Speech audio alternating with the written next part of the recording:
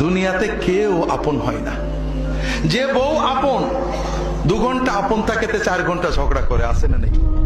যে ছেলে আপন সে 2 ঘন্টা কথা শুনে তো 4 ঘন্টা কথা শুনে না, ঠিক না বেঠিক?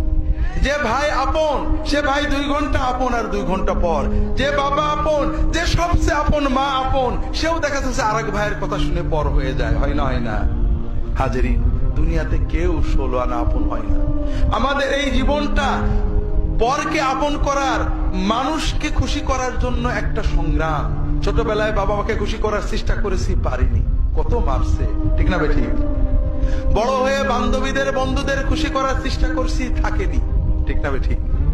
বিয়ে করে বউকে স্বামীকে খুশি করার চেষ্টা করেছি, 16 আনা কখনোই হয়নি, ঠিক না বেঠিক?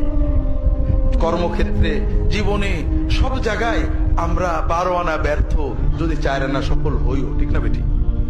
একজনই আছেন যাকে আপন করলে তিনি কখনো পর হন না, তিনি কে?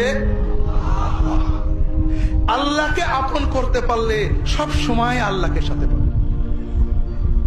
যদি আল্লাহকে আপন করে নিতে পারেন, আপনার বিপদে আপদে কষ্টে দুঃখে সব সময় মনে হবে আল্লাহ আপনার সাথেই গেছে। যে বেদনা কারোর কাছে বলা যায় না, বউয়ের কাছে বলা যায় না, মায়ের কাছে বলা যায় না, যে আনন্দে কাউকে শরীক করা যায় না, যদি আল্লাহকে আপন করতে পারেন সেই আনন্দে আল্লাহকে শরীক করতে পারবেন, সেই বেদনার কথা আল্লাহর কাছে বলে বুকটাকে হালকা করতে পারবেন। কথাকে বুঝতে পেরেছেন?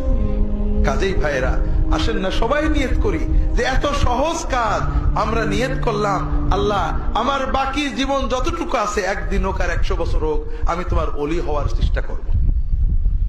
আল্লাহ তাআলা সকলের নিয়ত কবুল করে নিন, আমিন।